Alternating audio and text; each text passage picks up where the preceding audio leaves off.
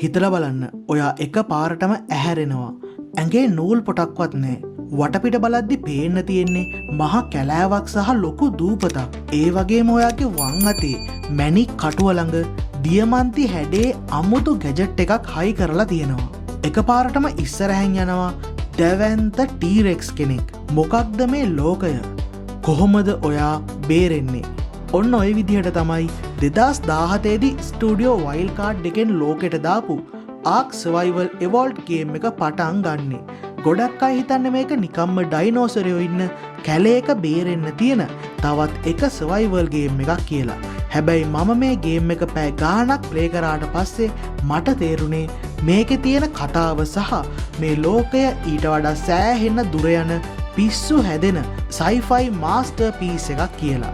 ලෑස්ති වෙන්න. අද අපි ආක් එකේ ගැඹුරටම කිමිදෙමු.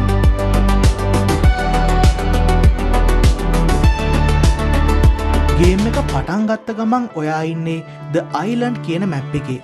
මුලින්ම ඔයාට කරන්න වෙන දේ තමයි මචං අතමිට මොලවලා ගස් වලට ගහන එක.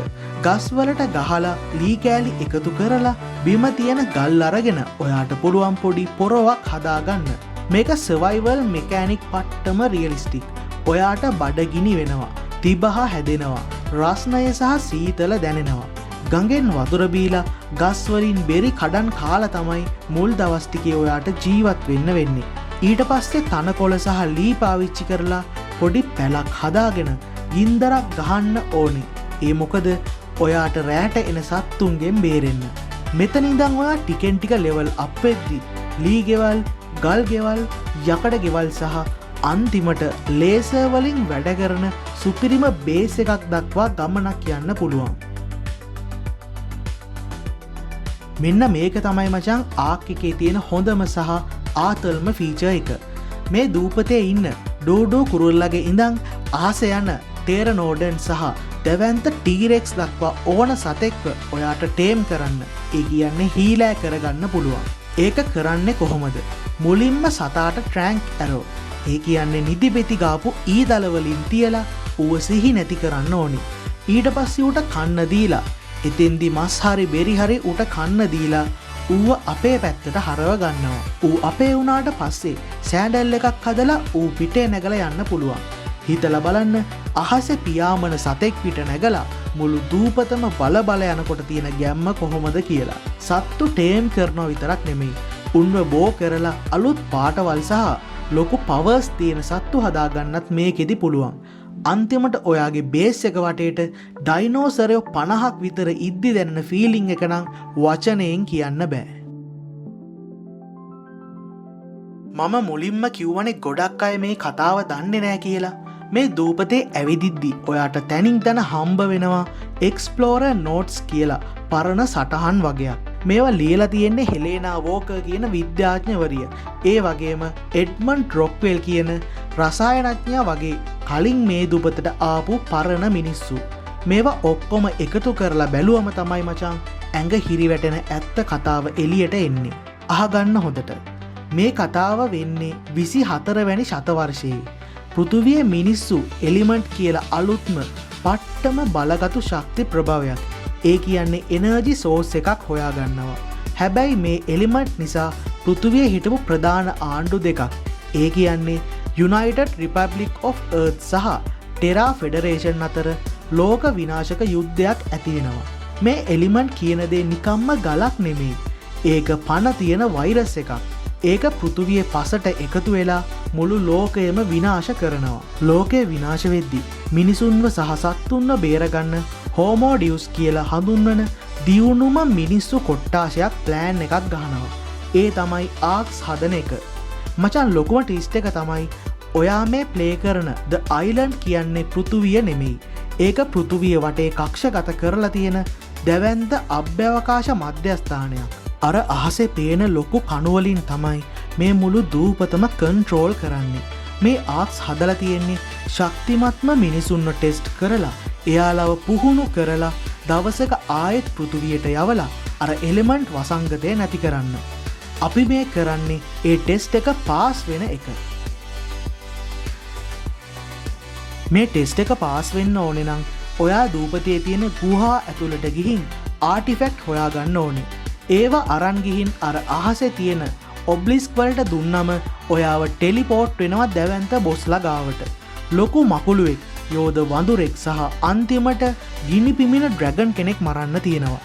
මේ අයට තනියම ගහන්න බෑ. ඔයා අර ටේම් කරපු හොඳම ටීරෙක්ස්ලා 20ක් විතර අරන් ගිහින් තමයි මෙයාලා එක්ක යුද්ධ කරන්න ඕනේ. මෙයාලාව ගත්තම ඔයාට හම්බ වෙනවා එලිමන්ට්. අන්න ඒකෙන් තමයි මේ ගේම් එකේ අන්තිම ලෙවල් එක වන ටෙක් ටය එක අන්ලොක් වෙන්නේ. ඊට පස්සේ ඔයාට පුළුවන් අයන් මෑන් වගේ අහසින් යන ජෙට් පැක්, ලේස තුවක්කු සහ ටීරෙක්ස්ලා පිටේ හයි කරන ලේස කැනන් හදන්න. අන්තිමට ඔයා ගිනි කන්දක් ඇතුලේ තියෙන රහස් තැනකට ගිහින් ඕවසිය කියන මේ දූපත කන්ට්‍රෝල් කරන ප්‍රධානියට ගැහුවම තමයි ඔයාට ඇත්තටම පේන්නේ ඔයා ඉන්නේ අභ්‍යවකාශයේ කියලා. මේ ගේම් එක Unreal Engine 4 වලින් හදලා තියෙන නිසා හිරු එළිය වැටෙන විදිහ, වතුර ඉෆෙක්ට් සහ කැලෑව පේන විදිහ පට්ටම ලස්සනයි. ඒ වගේම මේක සිංගල් ප්ලේයර් විතරක් නෙමෙයි. මේකේ තියෙන මල්ටිප්ලේයර් එක තමයි ලෝකෙ පුරාම හිට් උනේ. යාළුවෝ එක්ක එකතු වෙලා ට්‍රයිබ් එකක් හදාගෙන අනිත් ප්ලේයර්ස්ලාගේ ගෙවල් වලට ගහලා සත්තු අරන් දූපතේම රජ වෙන්න මේකේ පුළුවන්. හැබැයි මතක තියාගන්න, ඔයා ඕෆ්ලයින් ඉද්දි වෙන එක්කෙනෙක් ඇවිත් ඔයාගේ බේස් එක කුඩු කරලා යන්නත් පුළුවන්. ඒ නිසා මේක පට්ටම කම්පිටිටිව් ගේම් එකක්. දැන් අපි කතා කරමු හැමෝම අහන ප්‍රශ්නයක් ගැන. ආක් 2 එකට මොකද වුනේ? අලුත්ම ආරංචි වලට අනුව ආක් 2 රිලීස් වෙන එක 2028 වෙනකන් කල් ගිහින් තියෙනවා. වයිල්ඩ් කාඩ් ස්ටුඩියෝ එක බාගෙට හදපු ගේම් එකක් දෙනවා වෙනුවට අලුත් මෙකෑනික් මුලින්ම ටෙස්ට් කරන්න ආක් සර්වයිවල් ඇසෙන්ඩඩ් කියන එක ලයිව් ලැබ් එකක් විදිහට පාවිච්චි කරනවා. මේ අවුරුද්දේ ඉඳන් ASA එකට පට්ටම රෝඩ් මැප් එකක් තියෙනවා.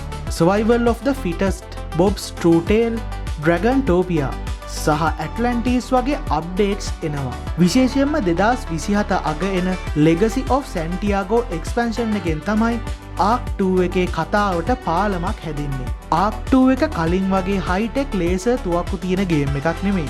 ඒක ප්‍රාථමික survival සහ physical combat වලට මුල් දැන දෙන ගේම් එකක්. ඒ වගේම Unreal Engine 5.7 වලට අප්ග්‍රේඩ් කරලා CPU GPU performance 30%ක් 40%කින් වැඩි කරන්නයි මේකේ ප්ලෑන් එක වෙලා තියෙන්නේ. අනිත් දේ තමයි මේකේ ප්‍රධාන චරිතෙට ඉන්න වින් ඩීසල්ගේ සපෝට් එක ෂුවර් නැති නිසා කතාව බැලන්ස් කරන්න බොබ් වගේ කැරක්ටර්ස් ලව ගෙනත් තියෙනවා. දැන් බලමු මේක කොහොමද ප්ලේ කරන්න තියෙන්නේ කියලා. Ark Survival Evolved රිලීස් වෙලා තියෙන්නේ PC, PlayStation 4, PlayStation 5, Xbox One, Xbox Series X සහ S, ඒ වගේම Nintendo Switch සඳහා. ඒ විතරක් නෙමෙයි මචං. මෑතකදී මේකේ Ultimate Mobile Edition එක Android සහ iOS වලට නිකුත් වුණා. ඒ කියන්නේ මේ අති දැවැන්ත ලෝකය දැන් ඔයාගේ ෆෝන් එකනුත් ප්ලේ කරන්න පුළුවන්. PC එකේ ගහනවා නම් පොඩ්ඩක් හොඳ RAM එකක් සහ හොඳ graphic card එකක් තියෙනවා නම් මේකේ නියම රහ බලන්න පුළුවන්.